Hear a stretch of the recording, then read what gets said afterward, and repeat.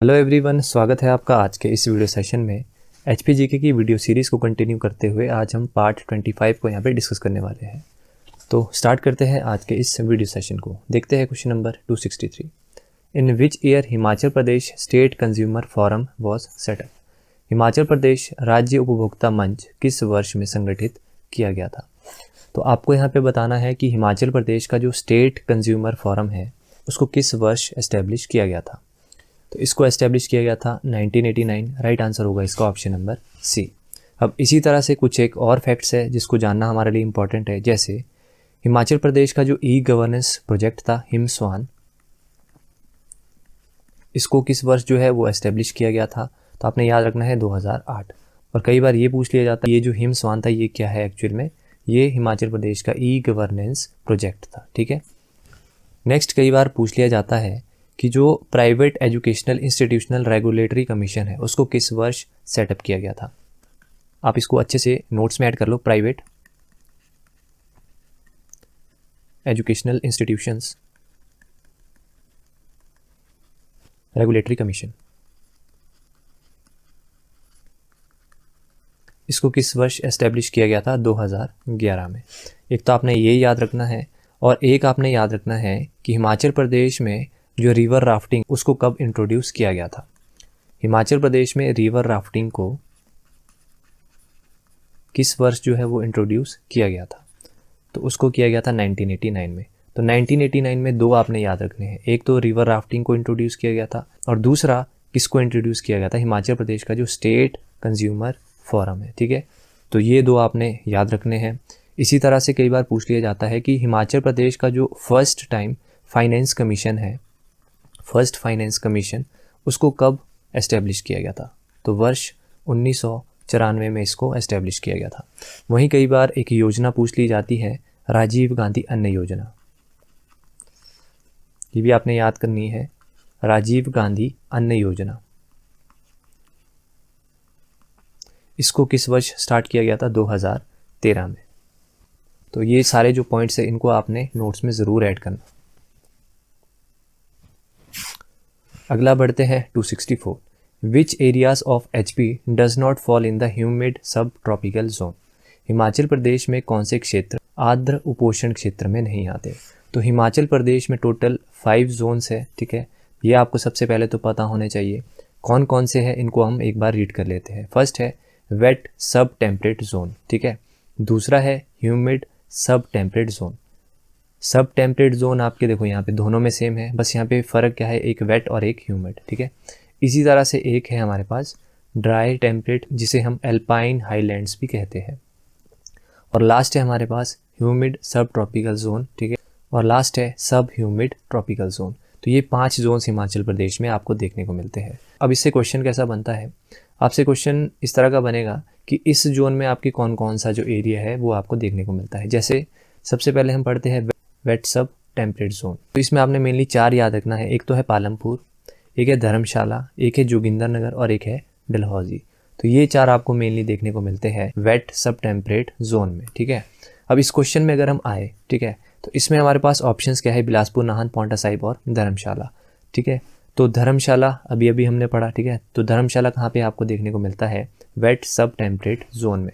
तो इसको आप इसी तरह से निगलेक्ट कर सकते हैं। एक आपने ये पढ़ लेना है और एक आपने पढ़ लेना है ड्राई टेम्परेट एल्पाइन हाईलैंड्स। इसमें आपको देखने को मिलता है हाइयर एल्टीट्यूड में जो एरियाज है जैसे किन्नौर, लाहौल स्पीति और पांगी। तो ये 3 आपने याद कर लेने हैं। ठीक है। तो धर्मशाला आपका क्लियर हो गया, ड्राई टेम्परेट आपका क्लियर हो गया।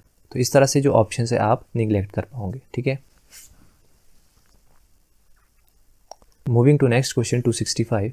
इन the 20th century coins of Kulins have been found in. 20वीं शताब्दी में कुलिंद के जो सिक्के हैं वो कहाँ से आपको प्राप्त हुए हैं। तो इस क्वेश्चन का आंसर देने से पहले हम कुलिंदों को अच्छे से पढ़ लेते हैं एक बार। तो कुलिंदों का जो उल्लेख है वो आपको देखने को मिलता है महाभारत, विष्णु पुराण, वायु पुराण, ठीक है, मार्कंडेय पुराण, इन सब में जो है कुलिंदों का उल्लेख किया गया है। वहीं बात करें महाभारत के अनुसार जो अर्जुन है, अर्जुन ने भी कुलिंदों पर अपनी जो विजय है वो प्राप्त की थी। अब क्वेश्चन आपसे ये भी बन सकता है कि किसके अनुसार जो है अर्जुन ने कुलिंदों पर विजय प्राप्त की थी। ऑप्शन आपके पास दे देंगे महाभारत, रामायण, पुराण, इस तरह से आपके पास ऑप्शंस देंगे तो आपको कन्फ्यूजन वहाँ पे देखने को मिलेगी। तो आपने याद रखना है महाभारत के अनुसार अर्जुन ने कुलिंदों पर विजय प्राप्त की थी। ठीक है, नेक्स्ट बात करें कि इनका जो मेन एरिया था वो कहाँ पे था, तो ये मेनली आपको देखने को मिलते थे व्यास, यमुना और सतलुज जो नदियाँ हैं इनके बीच का जो एरिया है, जैसे शिमला और सिरमौर की पहाड़ियाँ। ठीक है, और अम्बाला और सहारनपुर तक जो है ये बसे थे। ठीक है, ये आपने याद रखना है। कुलिंदों की पहचान जो आजकल की कनेट है ना, उनसे हम इनकी पहचान कर सकते हैं। बात करें इनके कॉइन्स की, तो कॉइन्स इनके कहाँ पे देखने को मिले, अम्बाला और सहारनपुर जैसे कि हमने पढ़ा, और कहाँ पे देखने को मिले, शिवालिक की पहाड़ियों पर।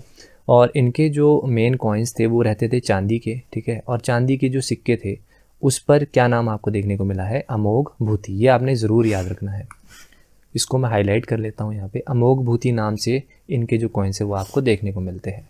और इनकी जो कॉइन्स की भाषा है वो क्या थी, प्राकृतिक एक साइड पे लिखी होती थी और दूसरी तरफ खरोष्ठी जो भाषा है वो लिखी होती थी। और इनके द्वारा जो है प्राकृतिक भाषा में भी कॉइन्स को इंट्रोड्यूस किया गया, और किस नाम से किया गया, कीव दत्तियों। ठीक है, ये भी आपने ज़रूर याद रखना है।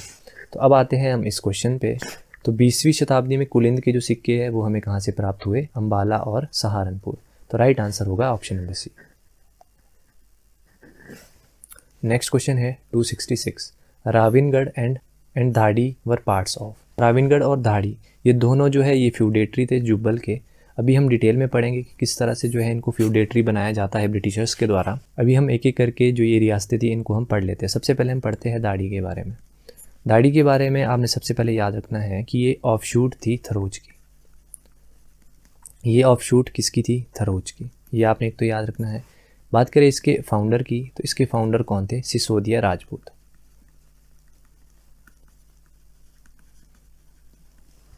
अब जब गुरखास का टाइम था तो गुरखास सुपरमेसी में जो है इसके ऊपर बहुत सारे अटैक हुए, और अटैक करते करते जो गुरखास है वो कहाँ तक पहुँच गए थे, राविनगढ़। ठीक है, बाद में 1891 में जब ब्रिटिशर्स आए उन्होंने दाढ़ी और राविनगढ़ को एक अलग से इंडिपेंडेंट या एक दूसरे से। ठीक है, और बाद में आगे चलकर 1896 में क्या होता है, दोनों को, दाढ़ी और राविनगढ़ को फ्यूडेटरी बना दिया जाता है जुब्बल का। तो ये आपने याद रखना है।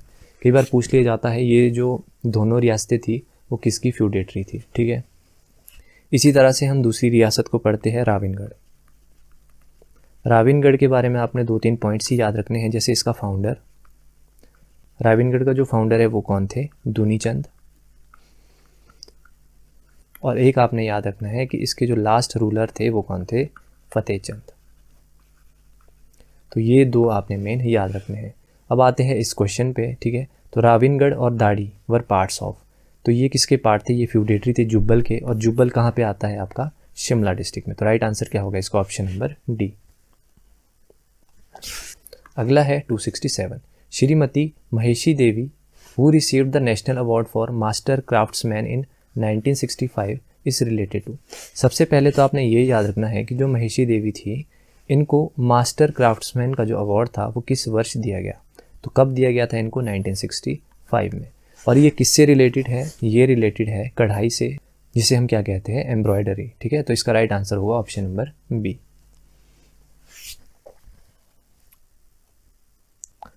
अगला क्वेश्चन है 268, in which year Gaggal airport was renamed as Kangra airport. कौन से वर्ष में गग्गल हवाई पतन का जो नाम बदलकर कांगड़ा हवाई पतन किया गया। जो हमारा वीडियो लेक्चर 24 था वहाँ पर मैंने आपको ये डिटेल में पढ़ाया था। हिमाचल प्रदेश में 3 एयरपोर्ट्स हमारे को देखने को मिलते हैं। कौन कौन से हैं, एक गग्गल और एक भुंतर और एक शिमला का जुब्बड़हट्टी। ठीक है, ये 3 एयरपोर्ट्स हैं। तो मैंने आपको बताया था सबसे बड़ा कौन सा था, गग्गल, और इसको 2001 में इसका नाम बदलकर क्या कर दिया गया था, कांगड़ा एयरपोर्ट। तो इसका राइट आंसर होगा ऑप्शन नंबर ए।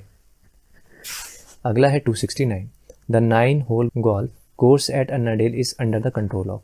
अन्नाडेल स्थित 9 होल गोल्फ का जो मैदान है वो किसके नियंत्रण में था। तो सबसे पहले यहाँ पर हम अन्नाडेल को ही डिटेल में पढ़ लेते हैं। अन्नाडेल से जितने भी फैक्ट्स, जितने भी क्वेश्चन पूछे जाते हैं उनको हम सबसे पहले देखते हैं। अन्नाडेल से रिलेटेड क्या क्या पूछ लिया जाता है, जैसे पूछा जाता है फर्स्ट फन फेयर जो है वो कहाँ पर आयोजित किया गया था, तो वो आयोजित किया गया था अन्नाडेल। और किस वर्ष किया गया था, 1833। और मेन मोटिव क्या था फर्स्ट फन फेयर आयोजित करने का, कि इससे फंड रेज करने थे गर्ल्स स्कूल जो कि कहाँ पे सिचुएटेड था, सुबातू में। ठीक है, और आपको पता भी है अन्नाडेल में first time Durand football tournament भी खेला गया। ठीक है, कब खेला गया था, 1888 में। और इसका जो इनॉग्रेशन, इसका उद्घाटन किसने किया था, ये आपको याद रखना है, सर मोर्टाइमर ड्यूरेंट में, ठीक है। और प्रेजेंटली जो अन्नाडेल एरिया है वो हमारे को आर्मी के अंडर हमारे को देखने को मिलता है, और वहाँ पर जो है आर्मी हेरिटेज म्यूज़ियम भी आपको देखने को मिलता है। अन्नाडेल का जो यूज़ था first time east India company के द्वारा किया गया, बाद में इसमें ब्रिटिश का अधिकार हो गया, इसीलिए इसको क्या कहा जाता है, कंपनी का बाग। तो आपको ये याद रखना है कि कंपनी का बाग जो है वो किसका नाम है। तो अन्नाडेल किसके कंट्रोल में है, आर्मी, ठीक है। तो इसका राइट आंसर है ऑप्शन नंबर ए। अगला है 270, मुतलू गुफा इज इन। मुतलू गुफा कहाँ पे सिचुएटेड है, तो ये सिचुएटेड है अर्की में, राइट आंसर है ऑप्शन नंबर ए। इसी तरह से आपको याद रखना है अर्जुन केव, ये भी कई बार पूछ ली जाती है, ठीक है। ये कहाँ पे है, ये है नग्गर कुल्लू में, मनाली से ये 5 किलोमीटर की दूरी पर है, ठीक है। और एक है व्यास केव। व्यास केव कहाँ पे आपको देखने को मिलती है, बिलासपुर। अगला है 271, where is the Himachal Pradesh biological laboratory located. तो हिमाचल प्रदेश की जो जैविक प्रयोगशाला है वो कहाँ पे स्थित है, पालमपुर में। इसी तरह से आपको एक फैक्ट और याद रखना है, हिमाचल प्रदेश की स्टेट फोरेंसिक लैब ये कहाँ पे सिचुएटेड है, इसको मैं आपको पढ़ा चुका हूँ। स्टार्टिंग में जब इसको इस्टेब्लिश किया गया था तो इसका हेडक्वार्टर कहाँ पे था, पुलिस हेडक्वार्टर, ठीक है। जहाँ पर पुलिस हेडक्वार्टर है वहाँ पर इसका हेडक्वार्टर था। और वर्ष 1996 में इसका जो हेडक्वार्टर है वो कहाँ पे शिफ्ट कर दिया गया था, जुनगा में। तो एट प्रेजेंट कहाँ पे है इसका हेडक्वार्टर, जुनगा में। नेक्स्ट क्वेश्चन है 272, in which year Lord Elgin visited Mandi princely state. इस क्वेश्चन का आंसर करने से पहले हम कुछ एक फैक्ट्स जान लेते हैं। क्वेश्चन पूछा जाता है कि फर्स्ट यूरोपियन जिसने मंडी को विजिट किया था, तो फर्स्ट यूरोपियन सबसे पहले कब विजिट किया था, 1820, और वो पर्सन कौन था, मूरक्राफ्ट। ये आपने याद रखना है। कुल्लू में भी सबसे पहले इसी ने ही विजिट किया था। और क्वेश्चन पूछा जाता है इस टाइम पर जो मंडी का राजा था वो कौन था, ईश्वरी सेन। और ये वही ईश्वरी सेन है जिसको संसार चंद ने 12 वर्षों तक नादौन में कैद करके रखा था, ये भी आपको पता होना चाहिए, ठीक है। इसके बाद 1871 में लॉर्ड मायो ने विजिट किया था, और उस टाइम पर जो मंडी का राजा था वो थे विजय सेन। ये पॉइंट आपने याद रखना है, ठीक है। और 1899 में किसने विजिट किया था, लॉर्ड एलिगन। इस टाइम पर मंडी के राजा कौन थे, विजय सेन। विजय सेन के टाइम में बहुत सारे काम हुए हैं मंडी में। और एक आपने याद रखना है 1906 में लाला लाजपत राय ने भी विजिट किया था।